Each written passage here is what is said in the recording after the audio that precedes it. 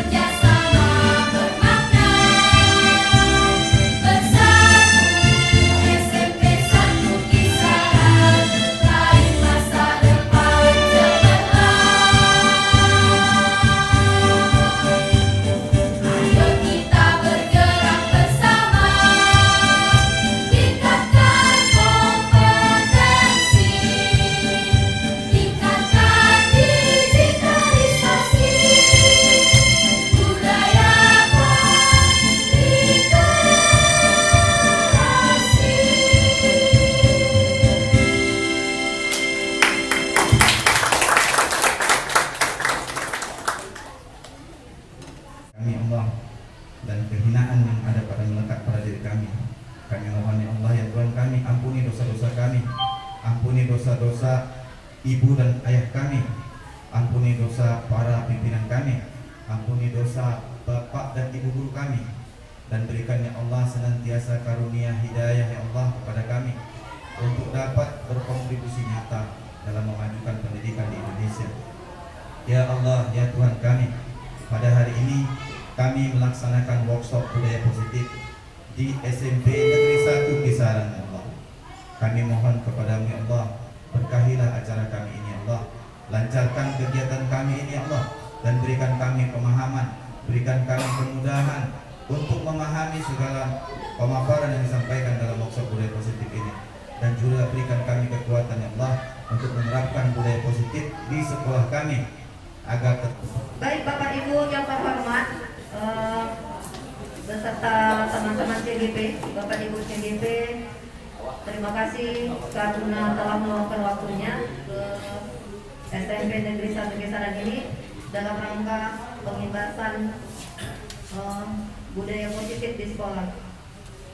Bapak Ibu yang terhormat, Bapak Ibu guru hebat SMP Negeri 1 Kisaran, semangat.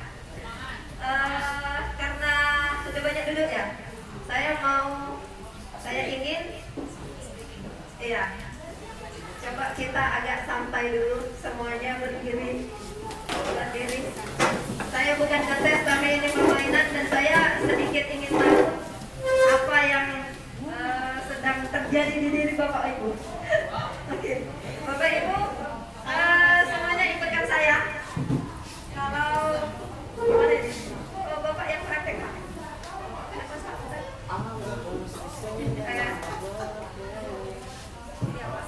Kalau saya kira ini Bapak ya.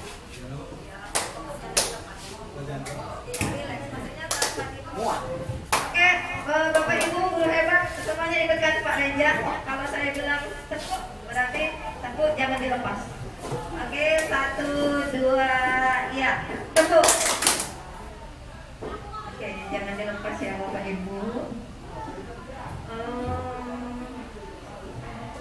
Oke Bapak Ibu, saya yakin ketika kita melakukan ini tadi refleks gitu, tidak direkayasa, artinya tidak dibuat-buat. Jadi bagaimana Bapak dan Ibu?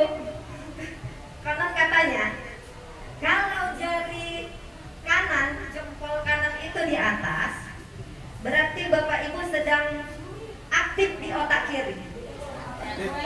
Jadi kalau Bapak Ibu jempol yang kiri yang aktif, seolah kan jempol kiri yang menggenggam di bagian kanan, berarti otak kanan sedang aktif. Jadi saya, kenapa? Oke Bapak Ibu silakan duduk, terima kasih. Anak-anak jawabannya. Namun sebelumnya saya ingin tahu berapa orang dari kita tadi yang jempol kirinya di atas dari jempol kanan. Oke, terima kasih. Inilah Bapak Ibu, orang-orang hebat yang kreatif, yang selalu mengelola informasi dengan positif dalam jangka panjang, dan biasanya akan lebih sukses ketika otak kanan di termasuk saya. Mohon maaf, saya kalau disuruh tepuk, walaupun sudah saya rekayasa, saya nggak dapat jempol kiri itu di atas, jadi canggung gitu. Jadi itu hal yang nggak dibuat-buat sebenarnya Bapak Ibu. Itu refleks, iya, diulang-ulang. Saya ulang-ulang, saya tetap dapat jempol kanan yang di atas. Kalau mau saya buat gini, dia pincang. Ada nanti jari, 2 jari di ada 2 jari di luar ini. Jadi memang saya begini, apa enaknya jempol kanan. Mohon maaf Bapak Ibu, saya bukan menggurui, walaupun saya guru IPS, karena saya dapat ilmu sedikit. Kalau di IPA, siapa yang guru IPA? Nah di IPA katanya kalau yang aktif organ tubuh kita sebelah kiri, yang sedang aktif adalah otak kanan. Dan sebaliknya, kalau yang aktif sebelah kanan, yang aktif itu otak kiri. Sebenarnya yang lebih bagus untuk anak-anak di rumah juga, lebih bagus kita gunakan otak kanan. Makanya banyak buku yang menyampaikan bahwa belajarlah dengan menggunakan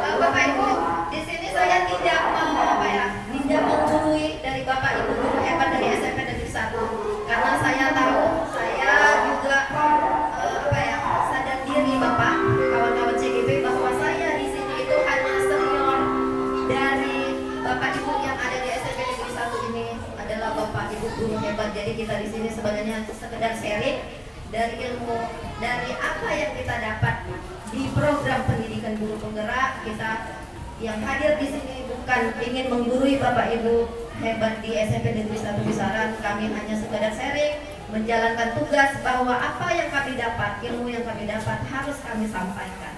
Karena jika tidak, kami akan menerima dosanya, kan gitu. Secara religiusnya gitu, tapi secara aksi nyatanya kami juga mungkin akan tidak lulus jika tidak melakukan aksi nyata, kan begitu Pak, gitu ya.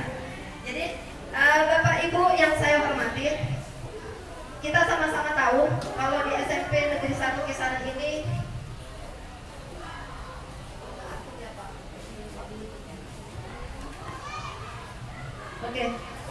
Bapak Ibu guru hebat SMP Negeri 1 Kisaran, kita sama-sama tahu kita di sini sudah banyak melakukan hal-hal positif kepada peserta didik kita, kepada murid kita.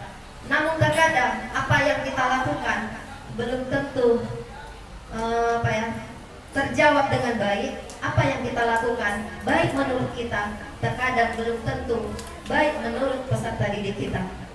Contoh nyata, kalau kita punya keinginan bahwa seluruh murid kita di dalam satu kelas anak-anak yang baik, yang tanpa disuruh mengerjakan tugas, pasti ada 1-2 dari mereka tidak mengerjakan tugas. Apakah setiap anak yang tidak mengerjakan tugas adalah anak yang bodoh, anak yang tersisihkan? Apakah setiap anak yang tidak mengerjakan tugas adalah anak yang tidak mau tahu tentang pendidikan? Belum tentu juga Bapak Ibu. Itulah hari ini kita bahas bagaimana cara kita menyikapi anak-anak yang demikian, supaya kita bersama anak-anak berhasil, bahagia, dan sukses ke depannya. Bapak Ibu, agenda kita hari ini pembukaan sudah kita lakukan, kemudian presentasi budaya positif oleh saya. Namun saya hanya menyampaikan konsep. Kita sama-sama di sini memahami apa yang sudah kami pelajari untuk kami share ke Bapak Ibu, sama-sama kita pahami dengan niat untuk upgrade diri dan memperbaiki apa yang sudah kita lakukan. Benarkah selama ini yang sudah kita lakukan? Jadi Bapak Ibu kawan CGP, mohon maaf sebelumnya. Di depan ada peta konsep budaya positif.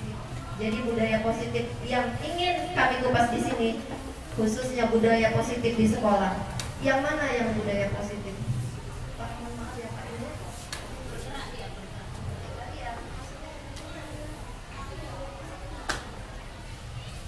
Oke, Bapak Ibu, menurut filosofi Ki Hajar Dewantara, bahwa pendidikan itu menuntun segala kodrat anak untuk mencapai keselamatan dan kebahagiaan hidupnya.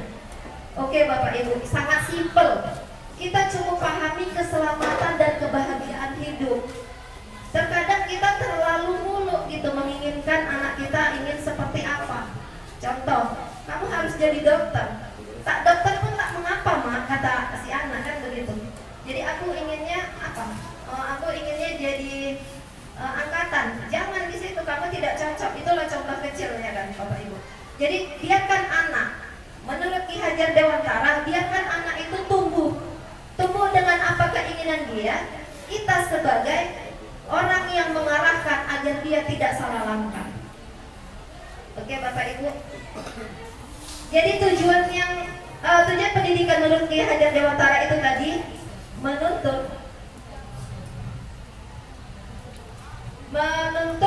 segala kodrat anak untuk mencapai keselamatan dan kebahagiaan hidup. Jadi Bapak Ibu, yang namanya bahagia itu dalam versi pendidikan menurut Ki Hajar Dewantara bukan harus PNS baru bahagia, bukan harus jadi dokter baru bahagia. Pendidikan itu bukan menjadikan seluruh anak didik kita harus jadi PNS, harus jadi dokter, tetapi kebahagiaan yang harus didapat oleh setiap individu, oleh setiap peserta didik. Begitu di dalam pembelajaran sehari-hari. Terkadang kita selalu memaksakan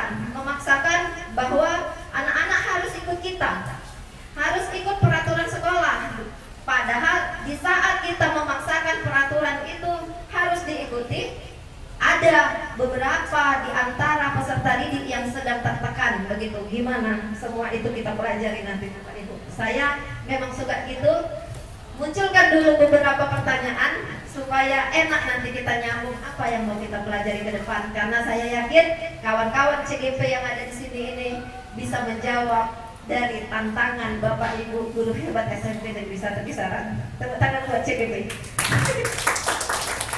Oke. Bapak Ibu, bagaimana cara kita untuk membuat peserta didik selamat dan bahagia dalam hidupnya? Maka kita harus berpihak kepada murid. Sekarang sedang digalakkan merdeka mengajar, merdeka belajar. Sudahkah kita merdeka di dalam mengajar? Sudahkah anak didik, peserta didik merdeka dalam belajarnya? Kan itu pertanyaan. Oke, saya setuju? Setuju. Nah, berpihak kepada murid artinya berawal dari kita tahu bahwa apa keinginan peserta didik ini sebenarnya. Apa sebenarnya yang dia inginkan?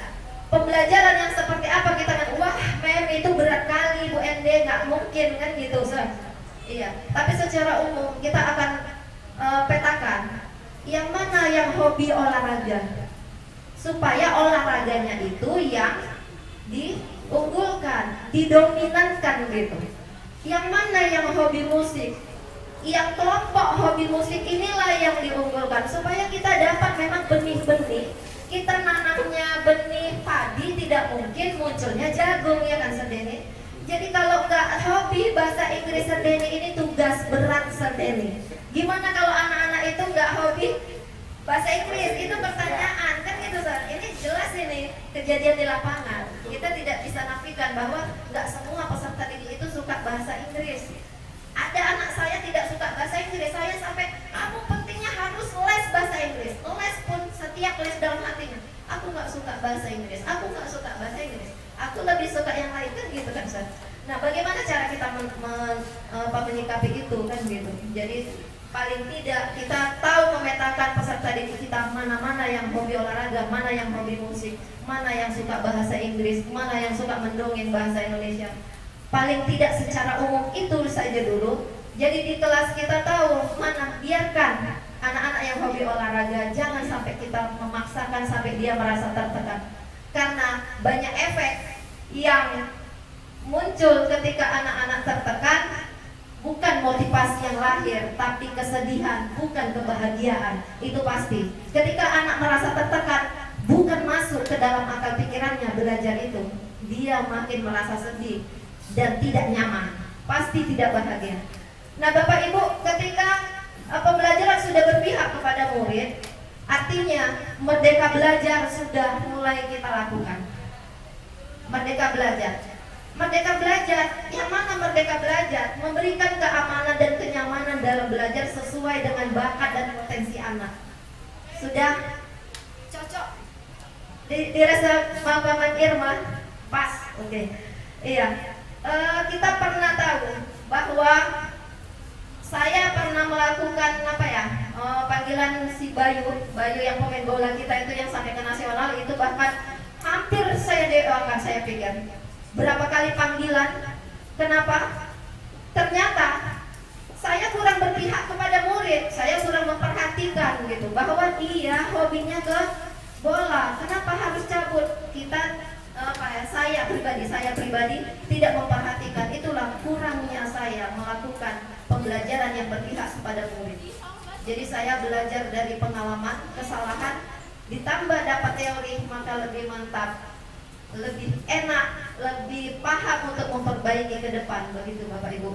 Jadi budaya positif, selain kita mengacu pada filosofi Ki Hajar Dewantara, bagaimana budaya positif itu di sekolah bisa berjalan?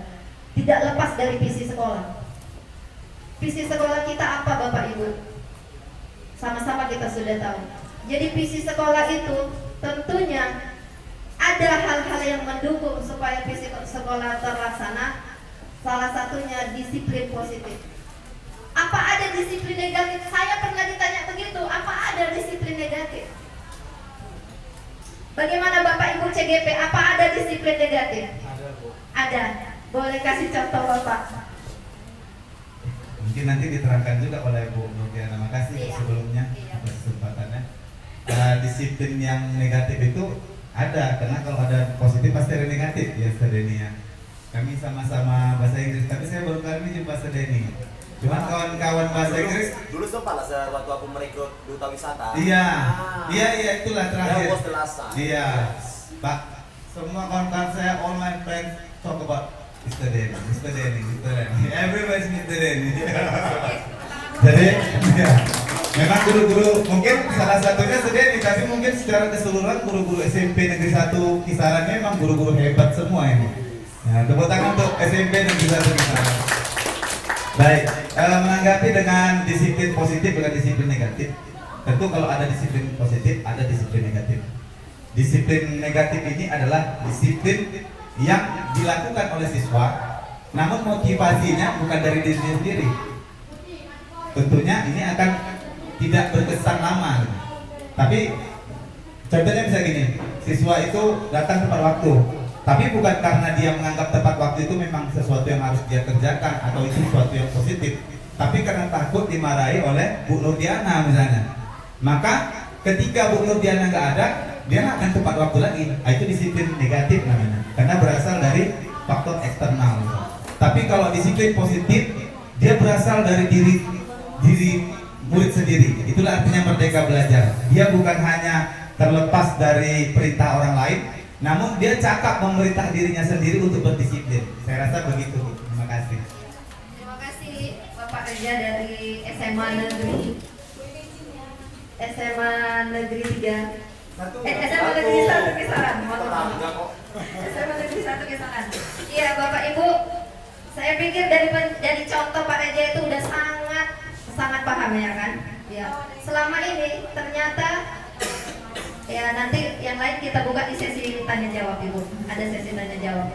Jadi Bapak Ibu, ternyata kalau saya pribadi memahami bahwa selama ini yang terjadi yang memang real kita lakukan sebenarnya masih banyak disiplin negatif, yang artinya semua itu masih paksaan, bukan karena hati nurani peserta didik, bukan karena keinginan, bukan merasa butuh, tetapi karena terpaksa. Kenapa pangkas rambut? Takut dibotakin, atau udah dibotak baru pangkas rambut, yaitu disiplin negatif. Nah di sini melalui pendidikan guru penggerak, program pendidikan guru penggerak, kita sama-sama mempelajari bagaimana caranya menumbuhkan budaya positif di peserta didik, sehingga tujuannya adalah peserta didik yang bahagia. Bapak Ibu kembali, budaya positif itu akan berjalan dengan mengacu kepada visi sekolah, dengan melihat disiplin positif. Artinya kalau sudah terlaksana disiplin positif di sekolah itu, mudah-mudahan visi sekolah akan terlaksana. Selain itu, apalagi kekuatan kelas dan kontrol guru, nanti akan kita bahas bagaimana guru mengontrol peran guru sebagai kontrol di dalam pembelajaran. Kemudian kekuatan kelas nanti juga akan kita bahas di keyakinan kelas dan peraturan kelas. Nah Bapak Ibu, selain visi sekolah, visi guru penggerak juga ada, itu secara pribadi. Maka lahirlah program pendidikan guru penggerak. Lahirlah program pendidikan guru penggerak untuk perlahan-lahan, pelan-pelan, lama-lama setelah disosialisasikan akan merakyat bahwa apa-apa yang sudah dipelajari, diprogramkan di dalam pendidikan guru penggerak akhirnya akan menjadi budaya bagi guru itu sendiri untuk melahirkan budaya positif di sekolahnya masing-masing. Nah, apa-apa saja nilai peran guru penggerak, saya pikir ini tidak terlalu kita kupas karena kemarin juga sudah ada sosialisasi guru penggerak. Secara umum, nilai dan peran guru penggerak di sini adalah mandiri, reflektif, kolaboratif, inovatif, dan berpihak pada murid. Itu yang paling perlu digarisbawahi. Selanjutnya Bapak Ibu, kita lihat bagaimana Ki Hajar Dewantara memandang satu murid, suatu peserta didik agar bahagia. Kita harus melihat bahwa apa-apa yang kita tanam, kita ambil contoh perbandingannya dengan hidup tumbuh-tumbuhan seorang petani. Dalam hakikatnya sama kewajibannya dengan seorang pendidik, kita sebagai guru yang menanam padi misalnya, hanya dapat menuntun tumbuhnya padi.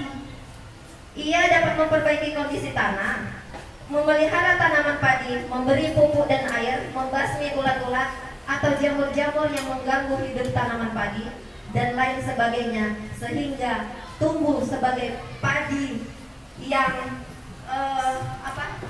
padi yang berkualitas, bukan sebagai jagung. Tapi kalau kita sudah menyemai padi terus kita berharap nanti tumbuhnya adalah jagung, kita nanam padi ingin berhasil jagung, itu hal yang tidak mungkin. Begitu juga apa-apa yang sudah kita tanam kepada peserta didik kita, itu juga lah hasilnya. Tidak mungkin kita tanam padi tumbuh jagung, sama halnya dengan yang kita lakukan kepada peserta didik kita. Bapak Ibu guru hebat SMP Negeri 1 Kisaran, Ki Hajar Dewantara menjelaskan bahwa tujuan pendidikan adalah menuntun kodrat yang ada pada anak agar mereka dapat mencapai keselamatan dan kebahagiaan seperti yang saya sampaikan tadi, yang setinggi-tingginya baik sebagai manusia maupun sebagai anggota masyarakat. Jadi ingat Bapak Ibu, semua hal yang kita lakukan, semua tujuannya adalah keselamatan dan kebahagiaan bagi peserta didik kita. Jadi sehebat apapun yang kita lakukan ke peserta didik kita, selagi itu membuatnya tertekan, sebenarnya itu sia-sia, tidak berhasil, dan sebenarnya itu hukuman. Walaupun kita merasa hebat, tetapi selama ini kita berpikir bahwa guru itu harus dipatuhi, ikuti aku yang punya peraturan, bukan murid. Kan selalu egonya begitu. Ya, saya termasuk. Makanya saya dari situ belajar dari kesalahan. Saya ingin memperbaiki diri, maka saya ikuti program pendidikan guru penggerak ini. Nah, dalam proses menuntun, menurut Ki Hajar Dewantara, anak diberi kebebasan, namun guru sebagai pamong dalam memberi tuntunan dan arahan. Nah, Bapak Ibu, ada tuntunan di sini, Bapak Ibu, tuntunan dan arahan. Kalau sudah tadi anak sukanya bola, bukan kita biarkan aja, ya udah dia kan memang suka bola, ya biarkan terus dia main bola. Artinya bukan begitu, tetapi tetap dalam tuntunan dan arahan agar anak tidak kehilangan arah dan tidak membahayakan dirinya. Jadi tidak kita lepas begitu saja. Setelah kita tahu apa-apa bakat-bakat peserta didik kita, bukan kita biarkan. Ya sudahlah, dia kan nggak suka IPS, ya biarlah orang dia suka olahraga. Bukan artinya begitu, tapi bagaimana cara kita menuntun dan mengarahkan peserta didik kita agar bakatnya bisa tercapai, tetapi semuanya berjalan lancar.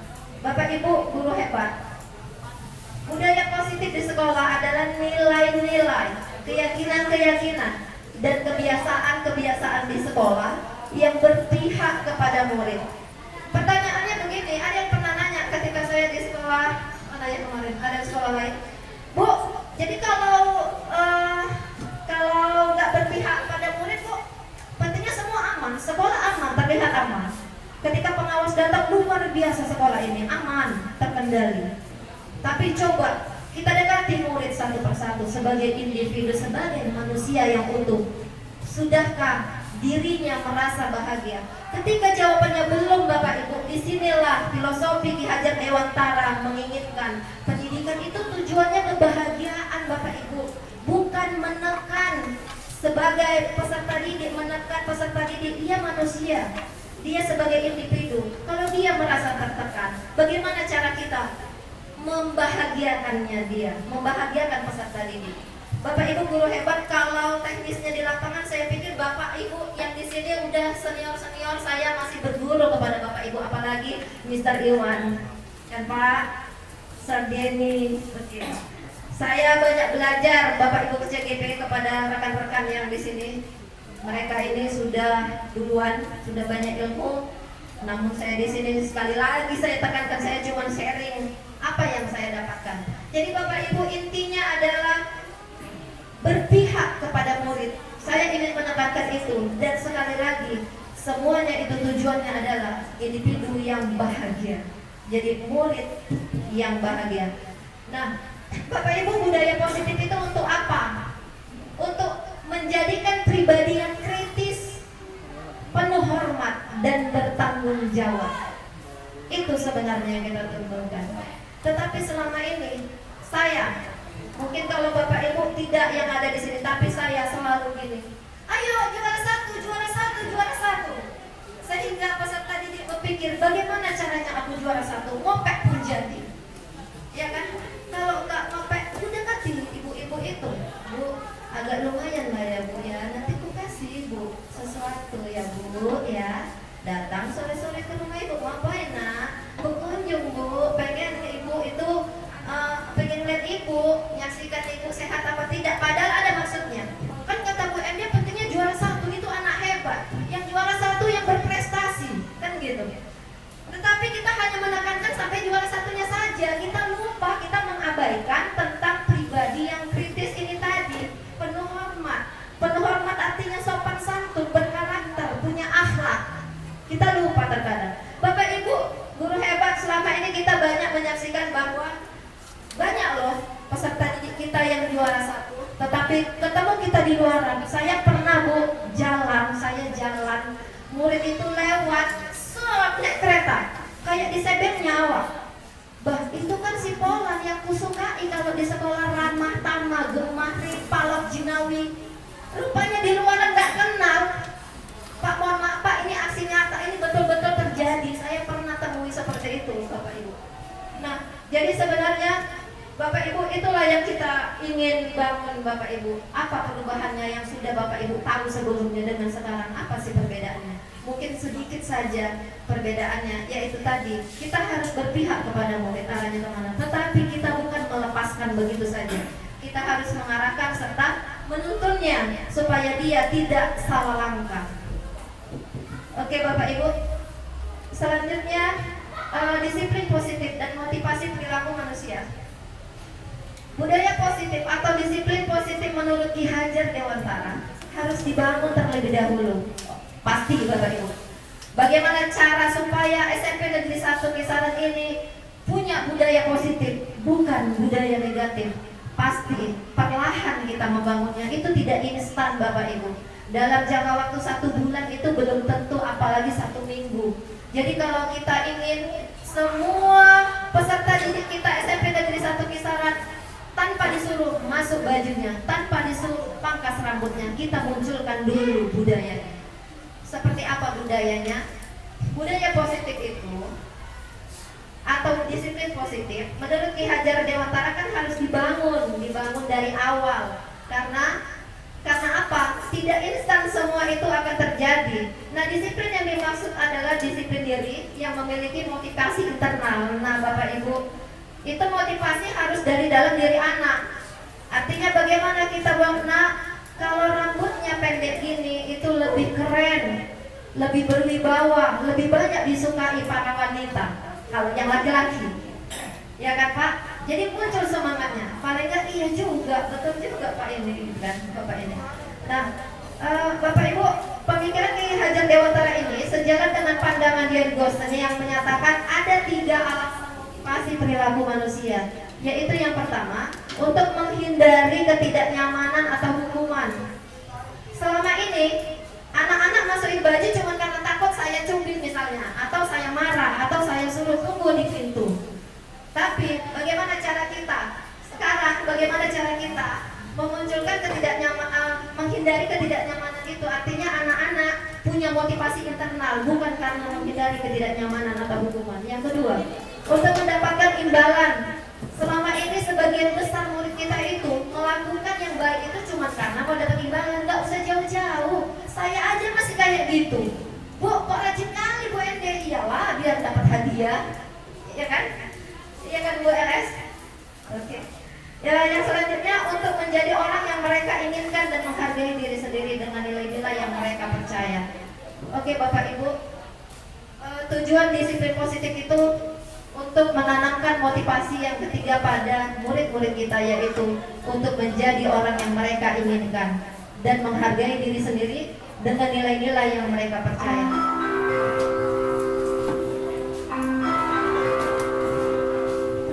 Bapak Ibu, coba kita lihat sejenak teori motivasi perilaku manusia. Yang pertama, untuk menghindari ketidaknyamanan atau hukuman. Yang tadi ya, itu bagian dari motivasi eksternal. Yang kedua, untuk mendapatkan imbalan dari orang lain. atau dari institusi, motivasi eksternal. Nah yang terakhir motivasi internal, yang memang ini tujuannya disiplin positif, yaitu untuk menghargai diri sendiri, menjadi insan sesuai harapan kita. Jadi kalau kita sudah berbuat memang mutlak karena diri kita, bukan karena Bu Anita, bukan karena Bu Maya, bukan karena Pak KS, itu artinya kita sudah berada di posisi motivasi internal. Begitu juga dengan murid kita, Bapak Ibu. Bapak Ibu yang saya hormati,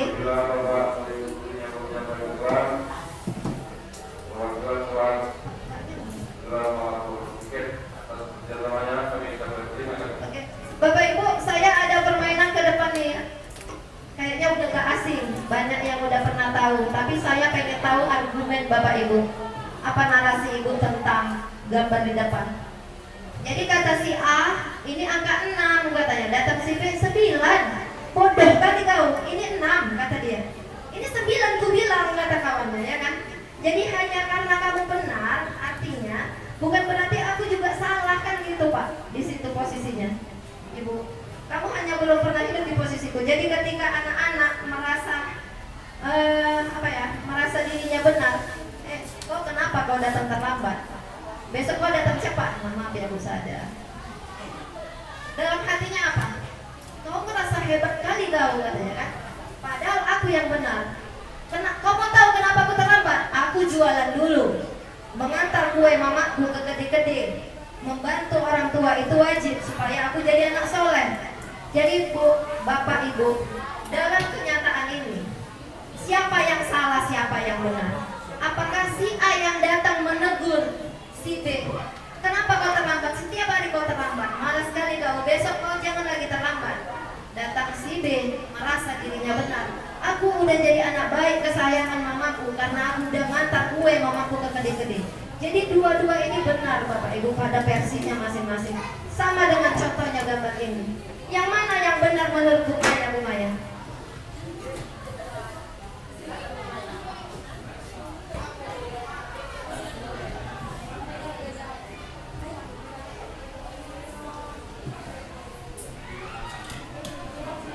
Kalau dari sisi saya di sebelah kanan gambar, ya kan? Sekarang saya posisi gambar ini, ya saya menyatakan itu ya nomor 9 dari sudut pandang saya. 9 saya melihat dari 9. Tapi kalau dari saya si 6 itu memang saya memandang dari sebelah kanan saya gini ya, itu memang 6. Jadi sebenarnya Bu, dari sisi mana kita memandang baru kita bisa menerjemahkan ya fakta yang kita lihat. Mungkin sudut mata memandang. Itulah Bu menurut saya. Jadi kesimpulannya yang kecil yang mana? Saya di posisi mana? Jadi kalau saya mengalami masalah kayak Ibu bilang tadi, memang betul. Artinya menurut Ibu itu berapa gitu? Posisi mana yang benar?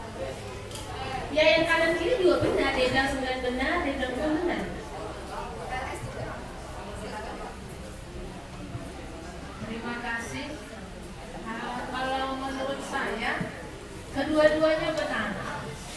Dan inilah yang sering kita lakukan, ya. Kita tidak mau memahami lawan kita bicara itu dia berbicara dalam sudut pandang mana,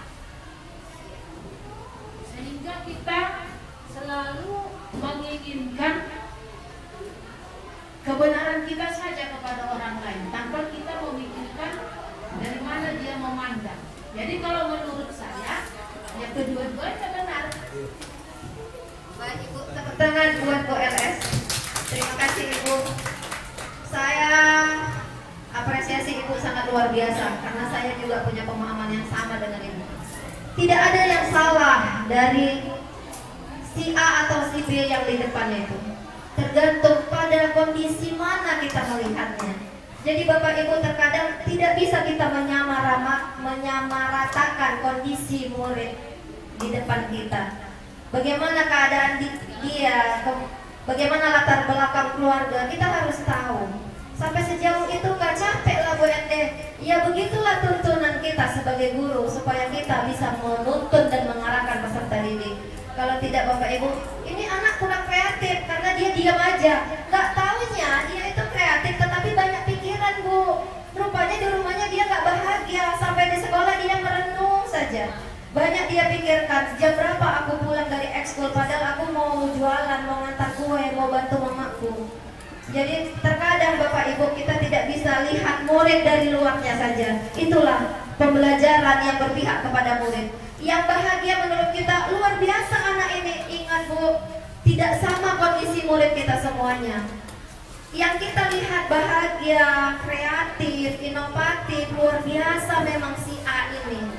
Ya jelas keluarganya mendukung, perhatiannya cukup, orang tuanya luar biasa, sarana prasarana terpenuhi untuk dia. Sementara si B hidup dengan kekurangan, sekolah asal sekolah, belum lagi dia membantu cari uang di rumah. Tidak bisa kita samaratakan kondisi dua murid yang seperti ini Bapak Ibu. Iya kan Bapak Ibu? Tapi kalau kita tidak tahu, kita pasti samaratakan. Itu saya dulu ketika saya salah begitu. Sama rata. Saya menganggap si A ini memang the best sekali. Kok bodoh kali dalam hati saya, walaupun nggak saya ucapkan. Padahal yang diam ini bukan bodoh, tetapi banyaknya masalah kehidupan yang dia pikirkan di bangku sekolah. Nah, tugas kita sangat berat Bapak Ibu. Bagaimana cara kita membuat murid ini bahagia? Itu intinya. Kembali lagi saya tekankan bahwa tujuan utama kita adalah kebahagiaan peserta didik. Ini Bapak Ibu ada link video budaya positif. Kalau khusus di saya pikir Bapak Ibu udah sebagian besar penontonnya. Saya pikir nggak perlu ditampilkan untuk menghemat waktu. Karena nanti ada lagi penjelasan, kita lihat aksi nyata dari sekolah-sekolah lain supaya kita bisa sama-sama berbagi. Jadi bisa sebagai contoh kami bagaimana penerapan di sekolah lain. Oke Bapak Ibu CGP. Nah, keyakinan kelas, hukuman dan penghargaan. Bapak Ibu, ketika ada anak yang nggak nyapu, saya selalu buat kamu keluar di situ. Ngapain Bu? Kamu tadi nggak nyapu kan? Tanami itu bunga. Kamu nggak boleh belajar dua guys. Menurut Bapak Ibu betul nggak? Betul nggak? Iya. Kasihan Bapak Ibu. Udah dia terlambat nggak nyapu, ditambah lagi dia ketinggalan pelajaran. Harusnya kita tahu dulu kenapa dia terlambat seperti yang saya jelaskan tadi. Tapi juga banyak anak murid yang memang terlambat karena dia memang sengaja di luar sana. Nah artinya kembali lagi kita yang tahu tentang itu. Bapak Ibu kembali ke keyakinan kelas, hukuman dan penghargaan. Mengapa tidak peraturan? Mengapa harus keyakinan kelas? Kenapa tak kita buat peraturan kelas 71? Mengapa kita memiliki peraturan harus menggunakan helm bila mengendarai kendaraan roda 2 itu contohnya? Jawabannya apalah Bu Irma menurut Ibu? Kalau saya pun nggak paham juga. Terkadang saya pakai helm karena gini aja. Aduh pakailah helm musim razia.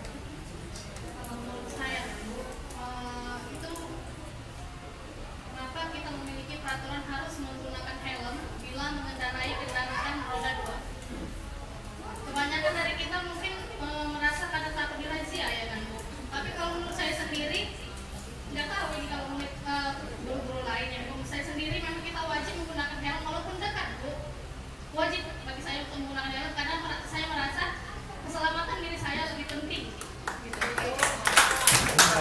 Ini dia budaya positif sudah tertempa di diri Bu Irma. Artinya tinggal aksi nyatanya ke peserta didik. Oke, Ibu terima kasih the best ya. Kalau saya kadang-kadang cuma karena musim razia terpaksa saya ke tetangga pinjam helm. Padahal ketika hal itu yang saya lakukan, berarti saya belum punya keyakinan. Begitu peserta didik. Ketika dia nyapu cuma karena takut hukuman UND, berarti dia belum punya keyakinan bahwa kelas harus bersih. Berarti dia melakukan itu karena terpaksa. Kalau terpaksa berarti tertekan, tidak bahagia, merasa terpaksa. Ketika tidak ada gurunya ya nggak dilakukan, orang dia nggak punya keyakinan. Nah Bapak itulah pentingnya makanya keyakinan kelas, bukan peraturan kelas. Kalau peraturan wajib dituruti, guru wajib dituruti. Apa kata guru, aku harus ngikut. Begitulah dalam benak pikiran peserta didik. Tetapi kalau keyakinan kelas, namanya keyakinan Bapak Ibu.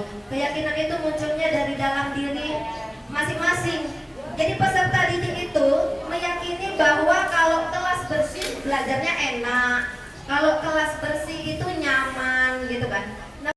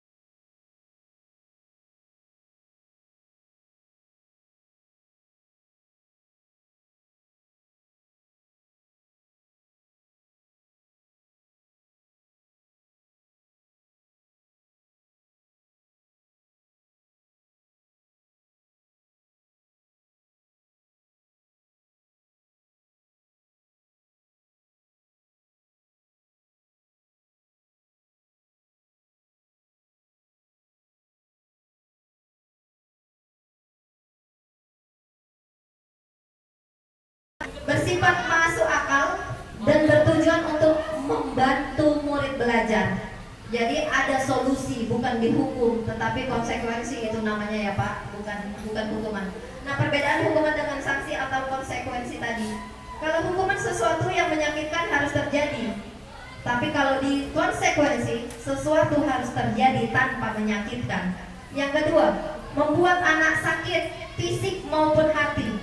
Dasar bodoh kali kamu, nggak berpikir ini kotor.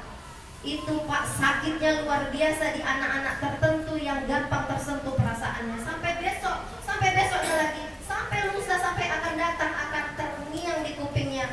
Bu Ende mengucapkan aku bodoh, itu rasanya sakit luar biasa. Tetapi di anak yang tertentu juga, itu hal yang biasa saja. Maka bagaimana caranya? Kita jangan menyakiti perasaan anak-anak itu Bapak Ibu. Jadi jangan membuat anak sakit. Itu hukuman. Walaupun kita tidak memukul, tapi kalau kita mencerca anak itu, mencaci, dia pasti merasa terhukum hatinya. Nah, konsekuensinya membuat anak merasa tidak nyaman dalam jangka waktu pendek. Kemudian anak membenci kedisiplinan. Kalau hukuman, konsekuensinya anak menghargai disiplin. Kalau di paksaan, kalau di hukuman paksaan, di konsekuensi stimulus, ada tanggapan.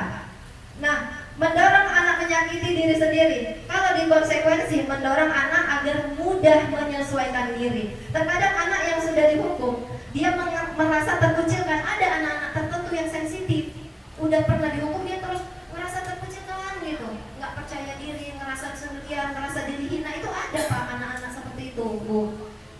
Nggak bisa kita bilang gini, anak-anak ini nggak adanya akal-akal anak-anak ini. Semuanya sama rata ini, enggak juga. Dari 10 ada juga satu yang sangat sensitif. Jadi anak-anak yang sensitif ini terkadang perlu kita perhatikan. Kita asal nyetus udah sakit hati. Nah, bagaimana cara kita untuk memunculkan keyakinan kelas itu? Nanti kan disampaikan oleh teman CGP yang lain. Saya melanjutkan. Ayo sedikit Bapak Ibu sama-sama kita lihat. Di sini ada peraturan selalu kembalikan buku ke tempatnya. Nah, keyakinan kelas atau nilai kebajikan yang dituju itu apa? Kira-kira apa Bapak Ibu? Selalu kembalikan buku ke tempatnya. Berarti ya positif, tanggung jawab ya, tanggung jawab. Namanya udah ngambil, dikembalikan lagi. Bukan udah ngambil masukin ke tas. Sebagian gitu juga. Udah ngambil, ini kemarin penuh buku, 2 rak ini penuh atas bawah. Tiba-tiba udah kosong. Loh, kemana kan gitu gurunya? Rupanya anak-anak yang lain yang mau baca ini bagus juga anak-anak ini Bu, rajin kok. Siapa ini? Si Sulha ini meminjam buku terus, tapi nggak pernah membalikan. Namanya anak-anak. Jadi ada positifnya, ada negatifnya. Rajin minjam buku, rajin juga bawa pulang. Dibacanya juga. Jadi gini artinya, anak-anak ini perlu bimbingan kita. Bukan berarti yang sudah literat, yang sudah rajin baca buku juga akhlaknya bagus, belum tentu juga. Jadi tak luput dari arahan dan binaan kita. Kemudian yang kedua, dilarang mengganggu orang lain. Kalau dilarang mengganggu orang lain itu apa ya Bapak Ibu? Nilai kebajikannya. Ketenangan, kata Pak Mario. Gimana Bu? Bu menghargai orang Bu TM? Kira-kira apa Bu? Kalau dilarang mengganggu orang lain? Menghormati, itu juga ya. Nah, yang ketiga, hadir di sekolah 15 menit sebelum pembelajaran dimulai. Disiplin. Dilarang melakukan kekerasan. Kasih sayang. Dilarang menggunakan narkoba. Kesehatan. Bergantian atau menunggu giliran. Disiplin, budaya antri, saling menghargai. Gunakan masker. Jangan berlari di kelas atau koridor. Keselamatan ini Bapak Ibu. Contoh, hanya contoh. Ayo kita lihat kembali. Kalau selalu kembalikan buku, betul tanggung jawab, dilarang mengganggu orang lain, menghormati orang lain, hadir tepat waktu, menghormati orang, komitmen, ya betul. Pada tujuan atau berkomitmen. Oke Bapak Ibu, kita lanjut. Nah, ini tindakan yang sering kita lakukan Bapak Ibu. Gara-gara mulai terlambat. Bukan. Kamu kenapa terlambat tadi? Kan gitu. Keliling lapangan dulu kamu 10 kali. 10 kali keliling lapangan. Apa itu Bapak Ibu? Hukuman, tetapi itu tidak boleh. Bu TF kayaknya mau kasih pendapat ini. Mantap.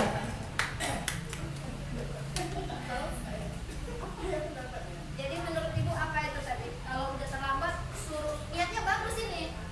Bu Andi niatnya bagus. Biar besok dia nggak terlambat lagi, saya suruh dulu hukum keliling lapangan 10 kali. Terima kasih Bu Ende, saya coba ya. Menurut saya begini Bu Ende, kita kan belum tahu kenapa anak kita itu terlambat. Yang pertama, terus yang kedua, kalau misalnya tiba-tiba kita suruh mereka keliling lapangan yang terlambat tadi, ya kalau misalnya dia memang dalam keadaan nggak sehat, tiba-tiba jatuh, sakit, gimana coba? Salah sama gurunya. Jadi makanya kita dalam bertindak, apalagi dalam mendidik, kita harus melihat situasi dan kondisi. Sebagai seorang pendidik memang seharusnya yang mengayomi atau ngomong gitu. Seperti yang kita lihat dari filosofi Ki Hajar Dewantara. Terima kasih. Terima kasih Ibu TM, Ibu Trimulni SPD. Bapak Ibu, kita kembali betul yang diucapkan Bu TM tadi, banyak risiko, kemudian kita lihat kondisinya juga. Tapi kalau pas kira-kira saat olahraga nih, saya guru olahraga, kami lagi praktek di lapangan, tek baru jalan. Murid kami lagi praktek, lagi senam, kemarinnya kan Pak Ir, lagi senam, datang murid terlambat. Apa yang saya lakukan? Saya suruh keliling lapangan lari 10 kali keliling. Adakah benarnya itu Bapak Ibu? Adakah benarnya Bapak Ibu? Benar Bapak Ibu. Ketika jam olahraga, makanya kita lihat kondisinya. Ketika jam olahraga, ketika senam, terlambat si A, nggak apa-apa suruh keliling lapangan 10 kali. Tujuannya pemanasan. Habis itu ikut dia masuk ke praktek. Tetapi ketika jam IP itu namanya hukuman, Bapak Ibu. Nah, banyak contoh yang lain yang di lapangan yang bisa yang sering kita lakukan. Iya. Saya pikir saya tidak terlalu panjang lebar Bapak Ibu. Nanti kita buka sesi tanya jawab lebih enak, karena kalau kita mentok di teori nanti kita ngantuk, nggak dapat apa-apa. Nanti teorinya bisa saya share di grup, kita bisa baca di rumah. Kita lebih enak bicara real, aksi nyata kita sharing, kita memecahkan permasalahan bersama, rasanya lebih oke dan lebih bermanfaat. Namun sebelumnya ada satu yang tertinggal, restitusi. Bapak Ibu mungkin sudah melihat video YouTube restitusi saya, jadi nggak pernah saya tampilkan karena ini kawan-kawan kami semua kan Ibu CGP, nanti penjelasan aksi nyata dari Bapak Ibu guru sekolah lain supaya banyak wawasan kami. Restitusi itu adalah proses menciptakan kondisi bagi murid, menciptakan kondisi bagi murid untuk memperbaiki kesalahan mereka, sehingga mereka bisa kembali pada kelompok mereka dengan karakter yang lebih kuat. Itu menurut Gosen 2004. Jadi ini teori, sudah hasil penelitian Bapak Ibu, bukan main-main. Jadi restitusi itu adalah proses menciptakan kondisi bagi murid. Murid yang pernah bersalah bisa kembali kepada kelompoknya dengan rasa bahagia, bukan merasa tertekan, bukan merasa tersisih atau tersingkirkan. Itu tujuan restitusi. Nah, bagaimana restitusi itu dilakukan dan mengapa dilakukan? Ada 9 ciri restitusi. Yang pertama, restitusi itu bukan untuk menebus kesalahan, namun untuk belajar dari kesalahan. Bagaimana murid yang sudah melakukan kesalahan itu dia bisa belajar dari kesalahannya, sama dengan kita yang sudah melakukan kesalahan dalam mengajar. Kita tahu bahwa kita salah, kita bisa belajar dari kesalahan itu. Yang kedua, restitusi itu memperbaiki hubungan, bukan menghukum, bukan membuat dia tersisih. Restitusi itu tawaran, bukan paksaan. Restitusi itu juga menuntun untuk melihat ke dalam diri. Restitusi mencari kebutuhan dasar yang mendasari tindakan.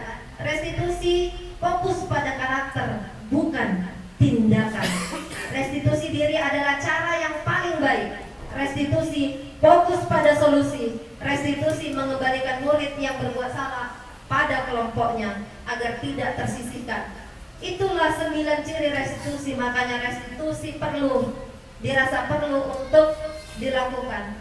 Bapak Ibu guru hebat SMP Negeri 1 Kisaran, ini segitiga restitusi yang perlu sebagai langkah untuk melakukan restitusi. Yang pertama itu validasi tindakan yang salah di sini. Kemudian menanyakan keyakinan, menstabilkan identitas. Nanti di sini kita bahas tahapannya. Yang pertama, menstabilkan identitas dulu Bapak Ibu. Tujuannya untuk membuat anak yang merasa gagal karena berbuat salah menjadi positif terhadap dirinya. Terkadang anak yang udah berbuat salah itu ketika kita sudah memarahi bukan makin muncul motivasi belajarnya Bapak Ibu. Dia tertekan, dia pulang, besoknya lagi malah sekolah, malu. Itu ada dan ada murid saya yang begitu. Saya tanya, saya cari tahu kenapa nggak sekolah, karena saya tahu dia semalam sehat-sehat kok tiba sakit nggak datang. Dan kita kan kadang tahu gejalanya gimana. Masa iya dia langsung sakit? Telepon orang tuanya. Dia malu habis dihukum. Sebenarnya bukan dihukum fisik, tapi ada guru yang memarahinya, tersentuh hatinya. Dia ngerasa bersalah sehingga malu. Itu kalau anak yang sensitif Pak, Bu. Tapi kalau anak yang bandel, ya los kono. Mampuslah kau situ. Capek kau di situ kan gitu kan. Nah, itulah cakap kasarnya Pak. Tapi menstabilkan identitas itu tujuannya untuk membuat anak yang merasa gagal karena berbuat salah menjadi positif terhadap dirinya. Bagaimana? Kalau guru berkata, ini hanya contoh ya Pak, mohon maaf ini contoh, nanti Bapak Ibu bisa kembangkan sendiri. Guru berkata, berbuat salah itu hal yang manusiawi nak, gitu kita sampaikan kepada anak-anak. Tidak ada manusia yang sempurna. Bapak Ibu juga pernah berbuat salah. Kita pasti bisa menyelesaikan permasalahan ini. Kan gitu kan. Ini contoh kalimat-kalimat yang yang dalam rangka mengusahakan untuk menstabilkan identitas. Bapak Ibu bisa kembangkan lagi selain dari ini hanya sampel Bapak Ibu. Yang kedua, validasi tindakan yang salah. kita validasi tindakan yang salah itu yang mereka perbuat. Untuk apa? Membantu siswa mengenali basic need, kebutuhan yang ingin dipenuhinya ketika melakukan kesalahan itu. Anak-anak berbuat salah terkadang ada keinginannya. Kenapa kau gak kerjakan tugas? Dia udah tahu ini, kelasku adalah kelas the best, misalnya di 73 ini semua anaknya baik-baik, aku gak usah ngerjain tugas lah gitu kan. Kenapa? Malas. Kawan-kawan udah ngerjain semuanya itu, amannya itu nanti. Nah, Bapak Ibu, terkadang ada anak yang niatnya begitu. Kenapa? Dia ingin ditegur. Di rumah itu dia nggak punya kasih sayang, nggak diladeni sama orang tuanya, nggak diperhatikan, nggak disayang. Ada anak yang kalau ditegur makin asik. Ore, dalam hatinya hari ini aku ditegur ibu itu, berarti ibu itu perhatian sama aku. Ada anak-anak yang seperti itu Bapak Ibu. Saya aja dulu sekolah pernah gitu melakukan hal yang sama. Ketika masuk jam PPKN, saya cabut tidur di kosan. Biar aja, ibu itu gak pernah open sama aku sampai gak ingat nama aku siapa. Padahal aku udah kelas 3 SMA. Diman saya pernah lakukan itu Bapak Ibu. Iya, Madesaran. Saya alumni Madesaran. Iya, boleh. Pas sekali, aku gak tahu. Alumni. Oh iya, di luar dari ini kita bisa buat ini ya Bu, grup alumni. Jadi saya pernah lakukan itu, tujuan saya gini, enak aja ibu udah 3 tahun aku sekolah gak ingat namaku. Padahal aku juara di mana ini kan gitu. Gak usah aja kerjakan, bahkan aku cabut kan gitu dalam hati. Memang cabut, saya tidur saya di kosan. Padahal saya bukan yang bandel-bandel aja Bu, juaranya Bu. Tapi dalam hal itu memang mau buat justru murid nakal, mau menghukum muridnya, gurunya supaya perhatian gitu. Udah aku gak usah masuk, tas taruh di situ, pergi. Jadi betul Bu, besoknya saya ditanya kemana kamu semalam? Jawabnya jujur, tidur Bu. Hah? Tidur kamu? Iya Bu, di kosan. Nah, murid kita juga seperti itu Bapak Ibu. Dari 1050 murid, pasti ada yang nakalnya seperti saya. Dengan tujuan apa? Supaya ibu itu tahu saya siapa. Enak-enak aja ibu ini sampai mau taman nggak apa-apa namaku. Kepala sekolah kenal. Oke.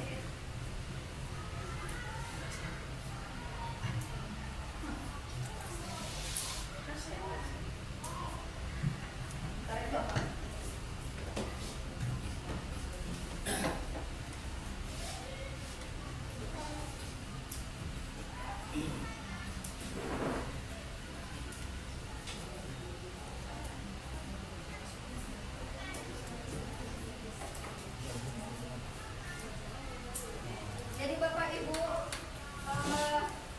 inilah validasi tindakan salah. Jadi kadang-kadang murid itu melakukan kesalahan karena dia punya kebutuhan gitu. Kebutuhan apa yang dia lakukan? Lihat Bapak Ibu, kebutuhan dasar manusia itu memang secara umum untuk bertahan hidup. Tetapi banyak aspek yang mendukung untuk bertahan hidup. Salah satunya cinta kasih. Cinta kasih itu rasa memiliki dan dimiliki. Dalam kasus tadi contoh nyatanya saya tadi, saya pikir di sini ya Bapak Ibu, betul nggak Bapak Ibu? Jadi anak itu ingin ngerasa dimiliki oleh gurunya, oleh guru PPKN tadi gitu. Karena dia nggak dikenal sampai udah mau tamat, terus nggak pernah disuruh. Anak-anak kadang kalau disuruh makin senang Bapak Ibu, karena ngerasa ibu ini nyuruh aku, berarti kenal sama aku gitu kan. Nah saya pengen itu, maka saya lakukan kesalahan. Jadi Bapak Ibu, setiap anak yang bersalah itu nggak sama motifnya. Mereka punya motif yang berbeda-beda. Ngelihat kebutuhan dasar manusia. Yang pertama cinta kasih, kemudian yang kedua penguasaan. Terkadang ada anak yang ingin menjadi penguasa, artinya gini loh. Aku ini ngerasa unggul di kelas ini gitu. Aku yang ketua kelas, kenapa dia yang ketua kelas gitu? Ada, sehingga dia lakukan kesalahan supaya juga ditegur oleh gurunya gitu. Ada motif-motif tertentu dari anak-anak tertentu. Kemudian kebebasan. Kenapa dia cabut? Iya, aku nggak dikasih main bola. Aku nggak suka bahasa Inggris. Waalaikumsalam warahmatullahi wabarakatuh. Terima kasih Yang kembali. karena saya telah diberi kesempatan untuk memaparkan restitusi pada kesempatan kali ini. Bapak Ibu, selama ini kita sudah udah menjadi santapan kita sehari-hari menghadapi kenakalan siswa, keunikan siswa. Karena sebenarnya siswa itu memang unik. Terkadang dia berbuat aneh, padahal bukan dengan niat melawan, tapi sebenarnya butuh kasih sayang, butuh perhatian, pengen ditegur, karena ketika ditegur ngerasa diperhatikan gitu. Karena saya juga pernah sebagai siswa dulu gitu Pak, sedikit bandel. Waktu saya alumni Mangkisaran, mohon maaf Bapak, nama saya Surdiana. Saya dari SMP Negeri 1 Kisaran, bertugas di SMP Negeri 1 Kisaran. Saya tinggal di Setiabudi, Mutiara. Jadi cerita pengalaman ini Pak, karena sebenarnya restitusi ini banyak di pengalaman kita sehari-hari. Saya dulu pernah diman sama dengan anak-anak murid sekarang ini ya kan Pak, sengaja buat nakal. Biar apa? Biar ditegur. Ketika ditegur, dipanggil, ngerasa nyaman pula gitu. Ada murid yang seperti itu. Saya dapati bulan yang lalu seperti itu kan. Jadi ketika saya mengajar, berbuat aneh di belakang. Ketika ditanya kenapa kamu seperti itu, ketika saya nerangkan ribut di belakang, terus cari keributan, memang cari keributan supaya dipanggil. Kenapa? Iya kan jadi terkenal dipanggil ke depan. Kawan-kawan kan perhatikan semua katanya gitu. Jadi tak beda dengan awak dulu sebagai murid pernah seperti itu. Kadang-kadang kita kok dia aja, Bu Erna terus si Erna terus misalnya dulu kalau murid kan kawan saya juga ada namanya Ernawati. Erna terus yang dipanggil. Aku nggak pernah. Jangan-jangan bapak guru itu nggak tahu nama aku siapa kan gitu. Jadi buat aneh. Nah bapak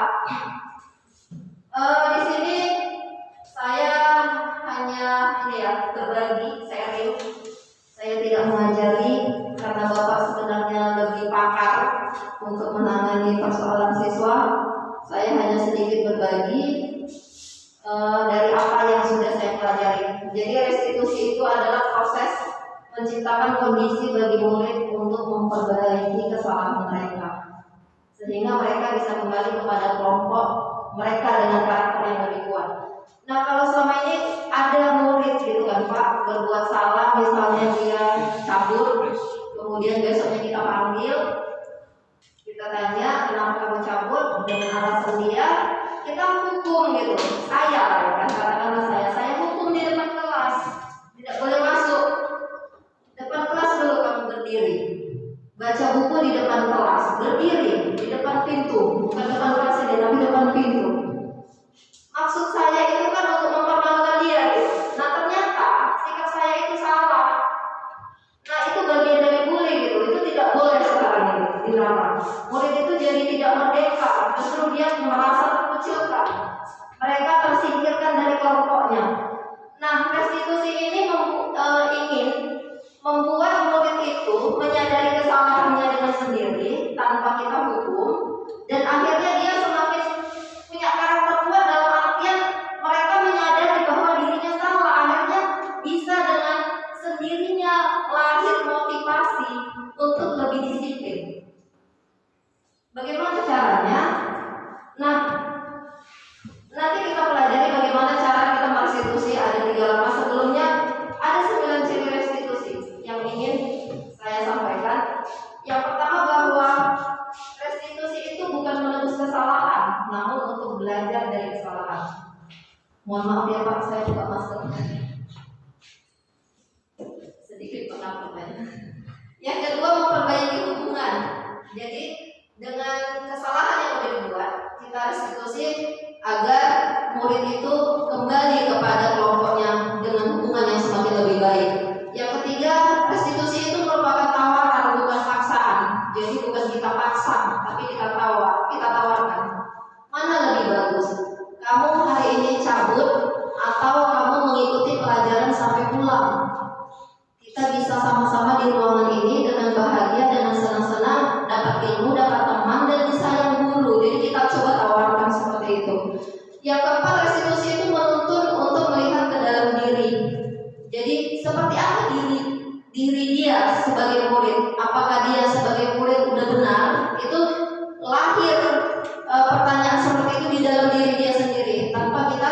memukulnya atau menghukumnya. Yang kelima, restitusi itu mencari kebutuhan dasar yang mendasari tindakan. Kembali seperti yang tadi saya sampaikan, terkadang murid itu kan dia berbuat aneh karena ingin ditegur, ingin disayangi. Nah, itu bagian dari kebutuhan dasar yang mendasari tindakan murid tersebut yang nantinya akan disampaikan oleh Ibu Luciana. Yang keenam, restitusi itu diri. Restitusi diri itu adalah cara yang paling baik. Itulah cara kita supaya murid kembali kepada kelompoknya dengan karakter yang lebih kuat. Yang ketujuh, restitusi fokus pada karakter, bukan tindakannya.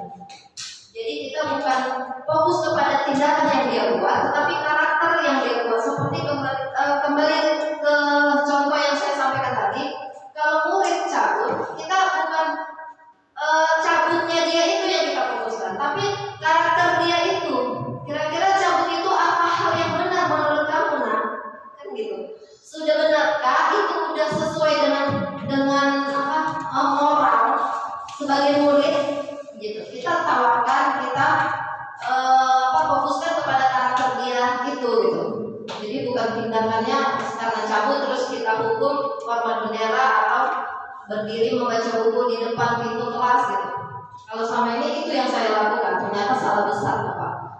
Nah, yang kedelapan, restitusi itu fokus pada solusinya, bukan pada masalah itu tadi gitu, masalah cabutnya. Yang kesembilan, restitusi mengembalikan murid yang berbuat salah pada kelompoknya. Seperti yang saya sampaikan tadi, bahwa setelah berbuat salah, harapan kita murid bisa kembali ke kelompoknya dengan perasaan bersalah, bahkan lahir motivasi diri untuk memperbaiki dan merasa bersalah. Akhirnya ke depannya murid yang nakal tadi tidak terulang lagi gitu. Kita tidak capek-capek mengingatkan, kamu hari ini jangan sampai cabut, bulan ini kamu tidak boleh cabut, tapi muncul rasa bersalah di diri dia. Nah, bagaimana caranya? Segitiga restitusi itu, ini Bapak Ibu, segitiga restitusi. Yang pertama itu menanyakan keyakinan, validasi tindakan yang salah. Jadi kita lihat apakah tindakan cabut itu salah. Di SMP Muhammadiyah ini kalau siswa cabut salah tidak kan gitu, tanya ke muridnya gitu. Kita tanyakan kepada dia, jangan kita judge, kamu berbuat salah, hari ini kamu sudah melanggar peraturan, jangan lagi cabut-cabut. Nah, mana lebih enak Pak, Bu, kedengarannya kita menjudge anak itu atau kita coba tawarkan dengan dia berpikir sehingga lahir rasa bersalah dan akhirnya lahirlah motivasi untuk memperbaiki diri. Nah, terkadang kesabaran kita sebagai guru kan ini ya sangat terbatas, apalagi saya gitu yang Bu Nurjana itu guru MM kalau saya lewat. Dulu saya itu terkenal guru MM sebelum di SMP 1 Kisaran. Jadi kalau saya lewat, awas Bu MM lewat. Jadi pernah terdengar saya tanya apa itu MM, nah karena saya guru IPS kan gitu Bu. Dengan santunnya saya menanya supaya dia terbuka, akhirnya dia bilang, saya hanya ikut-ikutan Bu. Kawan-kawan bilang ibu itu guru MM, malaikat maut katanya. Jadi setiap ya Pak, mohon maaf Pak, Bapak kalau kenal Pak Harrison Panjaitan, terus Bu Khalifah, Siti Khalifah. Jadi mereka kenal Nurjana itu seperti apa. Jadi kalau saya nggak datang hari ini, besoknya mereka sampaikan upacara kemarin ribut kalau nggak ada Bu Nurjana. Iyalah, nama Bu Nurjana guru MM. Awak pikir Pak, udah paten kali awak jadi guru kan gitu. Ternyata setelah ikut program CGP, awak baru sadar tertampar luar biasa bahwa selama ini saya berjalan dengan kesalahan besar, bahwa murid itu tidak boleh ditindas, tidak boleh merasa tertekan, itu salah besar. Kalau dulu saya bangga, setiap saya baris ke depan, maaf jaketnya ke depan, tak kenal Bu Siti Khalifah, ibu itu ngomong di depan itu ribut anak-anak. Tapi kalau saya datang, saya berdiri, diam, ada ibu MM, saya nggak paham ya Pak. Saya pikir MM itu apa? Bukan yang malaikat maut. Jadi seolah-olah saya datang mau cabut maut mereka kan gitu.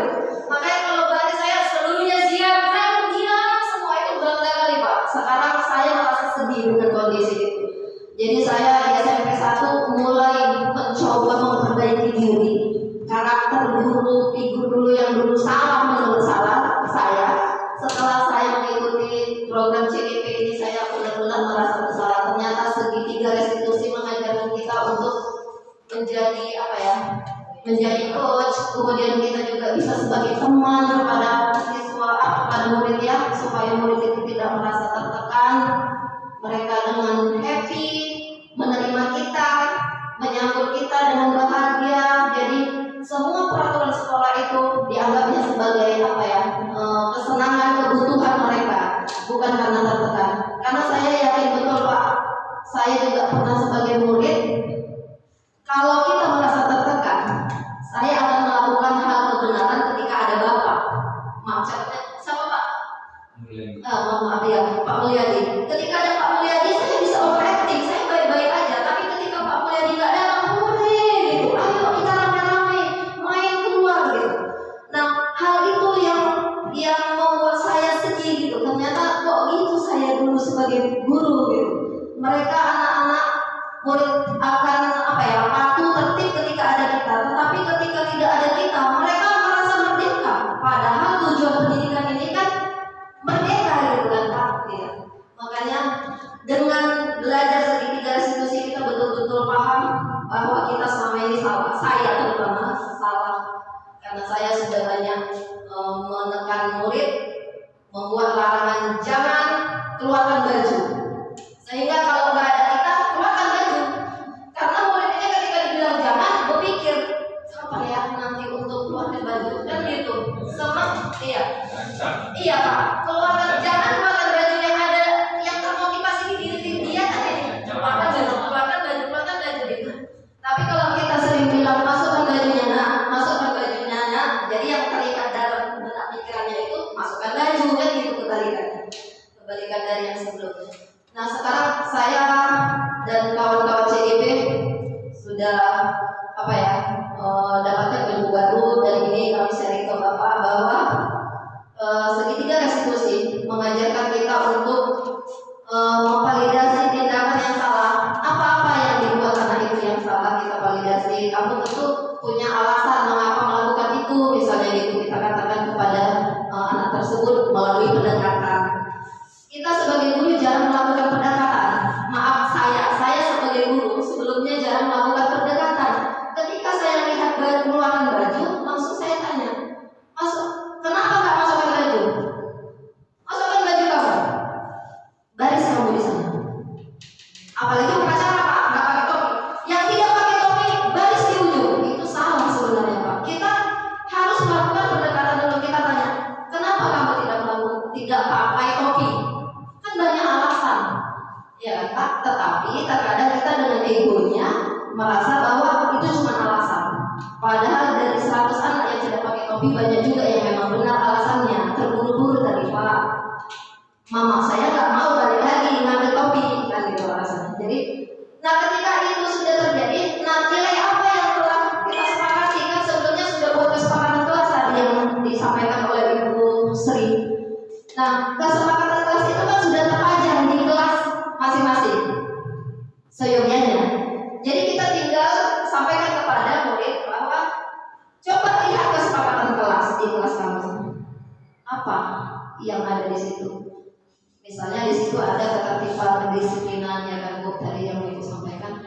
Nah kita tinggal balikkan kepada murid itu siapa yang membuat peraturan itu. Itu dari kita semua bersama kesepakatan kelas. Jadi kalau ada si A melakukan kesalahan, kita kembalikan. Apa kesepakatan kelas yang sudah kita sepakati? Bunyinya apa saja? Kerapian termasuk di dalamnya. Berarti kamu harus masukkan baju. Berarti kamu sudah melanggar kesepakatan bersama, kan gitu. Jadi kita tidak menghukum secara langsung, tetapi memotivasi dia untuk sadar bahwa dia telah melanggar dari kesepakatan bersama yang bahkan kesepakatan itu keluar dari diri dia sendiri sebenarnya. Nah kemudian kita bisa tanyakan, kamu ingin menjadi orang yang seperti apa sebenarnya nak? Kita bisa tanyakan, mau jadi orang yang baik, mau jadi orang yang jahat? Itu kita tawarkan kepada siswa.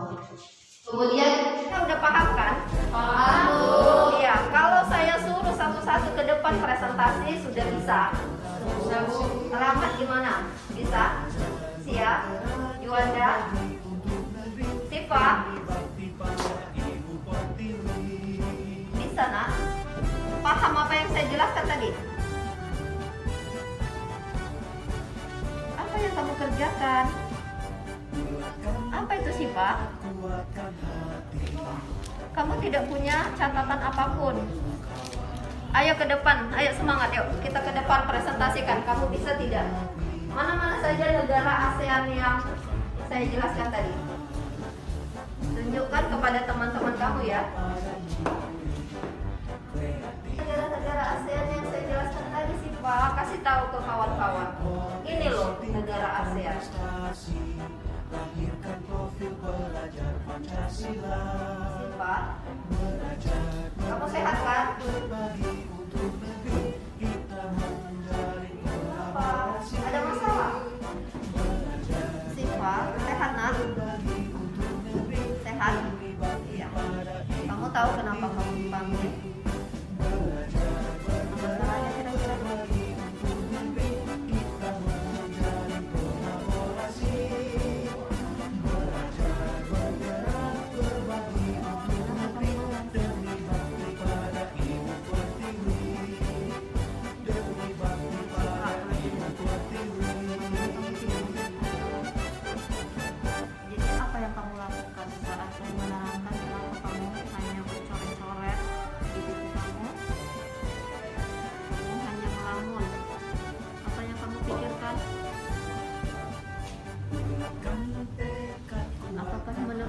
Tindakan kamu itu udah benar? Siva, apakah tindakan kamu itu menurut kamu sudah benar? Kenapa geleng-geleng saja? Tidak, Bu. Atau menurut kamu benar? Ya. Kalau guru menerangkan, lantas kita duduk di meja siswa. Kalau guru menerangkan, lantas kita duduk di meja siswa hanya coret-coret. Menurut kamu itu benar? Benar atau salah sih Pak? Ya. Kenapa kamu melakukan semua ini sih Pak? Kamu tidak kasihan dengan orang tua kamu? Mereka bekerja banting tulang untuk mensekolahkan kamu. Coba ingat gimana susahnya orang tua mencari nafkah. Itu artinya kamu bermalas-malasan. Bisa dirubah itu nak? Bisa sih Pak?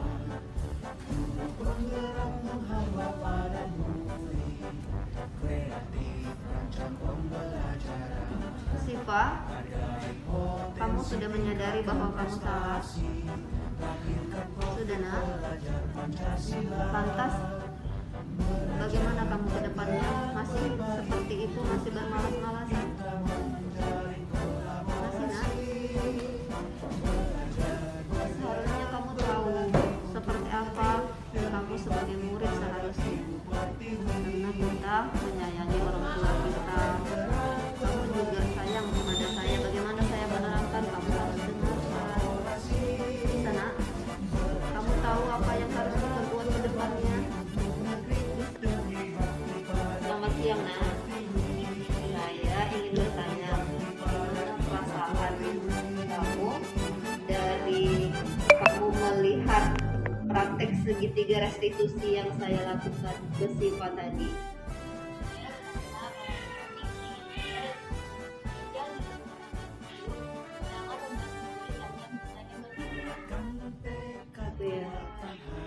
Siswa akan cepat teratasi dan segera terselesaikan karena kebanyakan siswa tidak mampu berterus terang kepada guru sehingga masalah tidak dapat terselesaikan. Kalau ibu boleh tahu, emangnya apa yang dirasakan selama ini?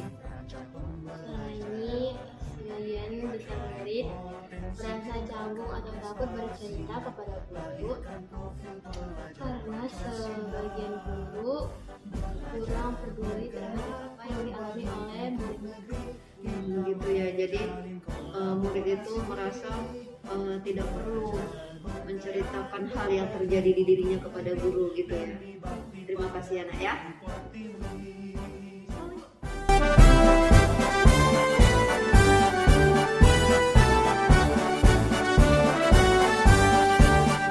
Bulatkan tekad, kuatkan hati, negeri ini memanggilmu kawan. Belajar bergerak berbagi untuk negeri.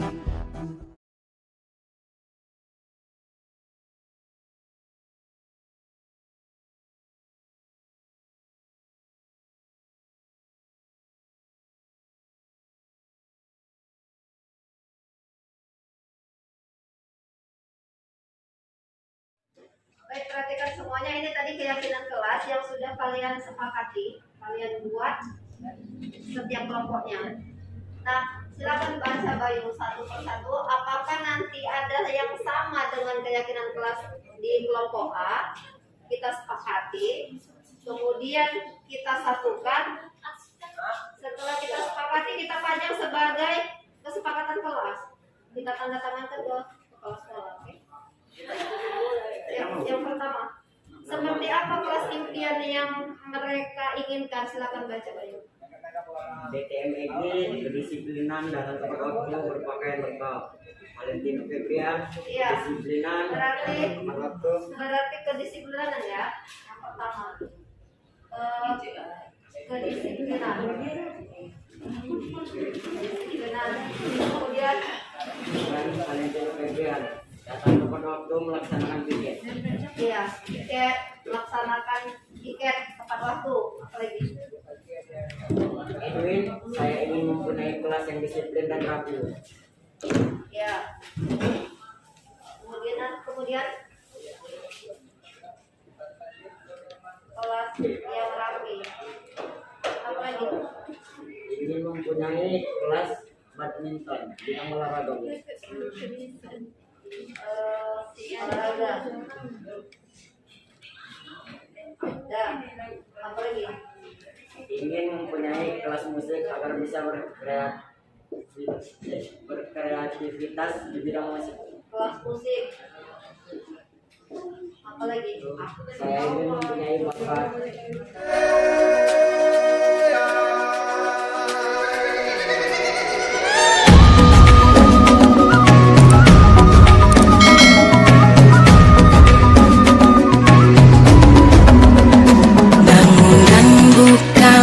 matamu, saatnya meraih mimpimu. Arahkan pandangan ke depan, Tuhan kan menuntunmu.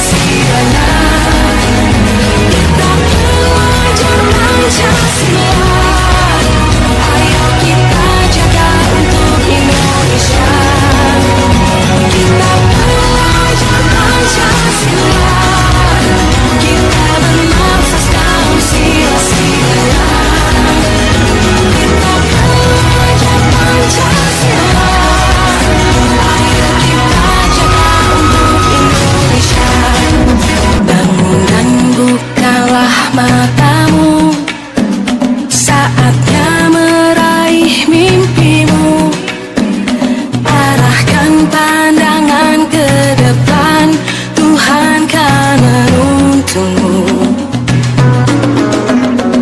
Sadarilah masa berganti, Karena orang lain, tantangan kan tapi karena kita kita menganggap bahwa peraturan itu ditujukan untuk kebaikan kita. untuk negeri. Jadi kalau kita buat jadwal yang sama, masuk 7.30, terus kau datang jam 8, itu patuh apa tidak?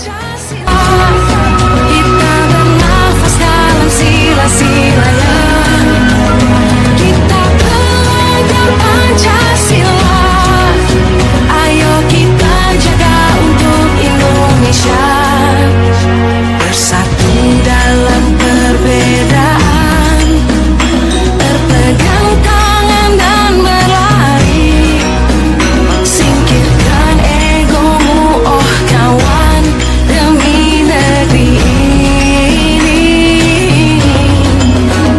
Jadilah generasi emas, cerdas berkarakter itu kita, berjuang dan harus berani. Kita terus torehkan prestasi.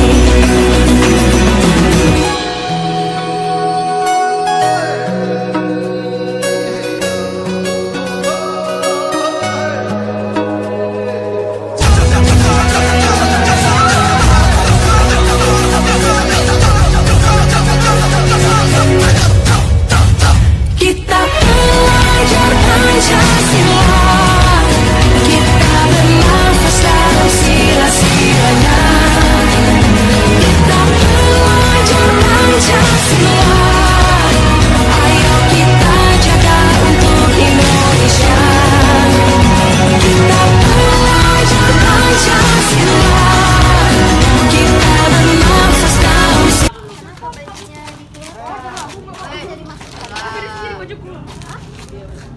Oke, masukkan bajunya ya. Saya yakin bahwa pakaian seperti ini saya terlihat lebih rapi. Dalam membangun budaya yang positif, sekolah perlu menyediakan lingkungan yang positif pula, aman dan nyaman agar murid-murid mampu berpikir, bertindak, dan mencipta dengan merdeka, mandiri, dan bertanggung jawab. Teori kontrol menyatakan bahwa semua perilaku memiliki tujuan, bahkan terhadap perilaku yang tidak disukai. Penguatan positif atau bujukan adalah bentuk kontrol. Kebutuhan dasar manusia pada umumnya ingin dicintai dan disayangi serta diperhatikan dengan tujuan untuk kebahagiaan diri. Begitu pula dengan murid secara umum, mereka ingin diperhatikan, diberi kasih sayang dan perhatian. Restitusi membantu murid menjadi lebih memiliki tujuan, disiplin positif, dan memulihkan dirinya setelah berbuat salah. Tujuannya adalah menjadi orang yang menghargai nilai-nilai kebajikan yang mereka percayai. Restitusi bukan untuk menebus kesalahan, namun untuk belajar dari kesalahan. Keyakinan kelas merupakan peraturan dan kebiasaan hidup sehari-hari di dalam kelas atas dasar keputusan bersama untuk kesenangan bersama pula. Dari pemahaman tersebut tentang disiplin positif, posisi kontrol guru, kebutuhan dasar manusia, restitusi, dan keyakinan kelas, disimpulkan bahwa semua adalah untuk meningkatkan indikator kualitas hidup bagi setiap peserta didik, agar peserta didik memperoleh to live, to love, to play, and to work.